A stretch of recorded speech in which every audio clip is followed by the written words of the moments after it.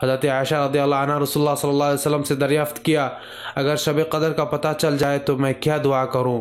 تو آپ صلی اللہ علیہ وسلم نے مختصر جامع دعا سکھائی، اللہم انک عفو تحب العفو فاعف عنی، اے اللہ آپ بہت معاف کرنے والے ہیں اور معافی کو پسند فرماتے ہیں، میری خطائیں معاف فرما دیجیے۔ بسم اللہ الرحمن الرحیم۔ السلام علیکم ناظرین۔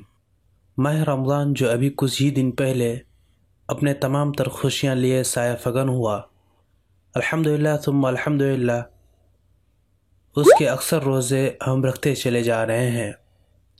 پہلا عشرہ اپنی تمام تر رعنائی دلکشی کے ساتھ اختتام پذیر ہوا اور اب دوسرا عشرہ بھی اپنے اختتام کو پہنچنے جا رہا ہے۔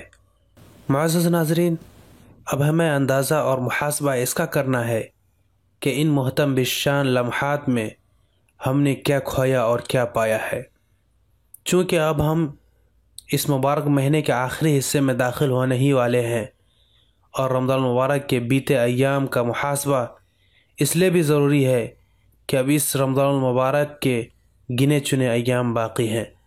ہمیں معلوم نہیں کہ یہ مبارک مہینہ سال آئندہ نصیب ہو یا نہ ہو، اس لیے اگر ہم ماضی کے ایام کا محاسبہ کر کے باقی کے آخری عشرہ میں اگر ہم اپنی مغفرت کروا لیں، اپنی گناہوں سے توبہ کر لیں، تو اس سے اچھی بات کیا ہو سکتی ہے۔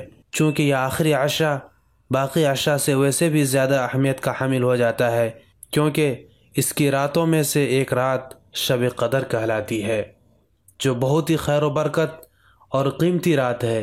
اس رات میں عبادت کرنے کو قرآن مجید میں 1000 مہینوں سے بہتر قرار دیا گیا ہے، اور 1000 مہینے کا مطلب 83 سال 4 ماہ ہوتے ہیں۔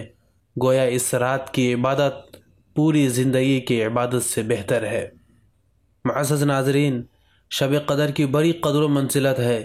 قرآن مجید میں اللہ جل جلالہ و عم نوالہ کا اس رات کا خصوصی تذکرہ فرمانا ہی اس کی فضیلت اور اس کی مرتبت کے لیے کافی ہے۔ چنانچہ اللہ تعالیٰ کا فرمان ہے، بسم اللہ الرحمن الرحیم، انا انزلناہ فی لیلۃ القدر وما ادراک ما لیلۃ القدر لیلۃ القدر خیر من الف شہر تنزل الملائکۃ والروح فیہا باذن ربہم من کل امر سلام ہی حتی مطلع الفجر۔ ہم نے اس کو اتارا شب قدر میں، اور تو نے کیا سمجھا کہ کیا ہے یہ شب قدر؟ شب قدر بہتر ہے 1000 مہینے سے۔ اترتے ہیں فرشتے اور روح اس میں اپنے رب کے حکم سے، ہر کام پر امن ہے وہ رات صبح کے نکلنے تک۔ اللہ تعالیٰ نے شب قدر کی فضیلت اس سورہ میں بیان کر دیا ہے کہ یہ رات 1000 مہینوں سے بہتر ہے، یعنی اس رات کی عبادت پوری زندگی کی عبادت سے بہتر ہے۔ اور حضرت ابو ہریرہ رضی اللہ تعالیٰ عنہ فرماتے ہیں کہ رسول اللہ صلی اللہ علیہ وسلم نے فرمایا، جو شخص شب قدر میں عبادت کرے ایمان کے ساتھ اور ثواب کی نیت سے، اس کے پچھلے گناہ بخش دیے جائیں گے۔ معزز ناظرین گرامی، شب قدر بہت ہی فضیلت اور اہمیت کے حاملات ہے۔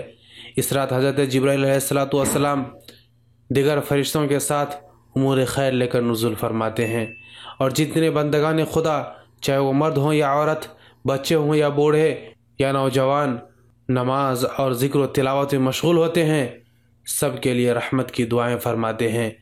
حضرت عائشہ رضی اللہ عنہ فرماتی ہیں کہ رسول اللہ صلی اللہ علیہ وسلم نے فرمایا، رمضان کے آخری عشرے کی طاق راتوں میں شب قدر کی تلاش کرو۔ طاق رات سے مراد 21، 23، 25، 27 اور 29ویں رات ہے۔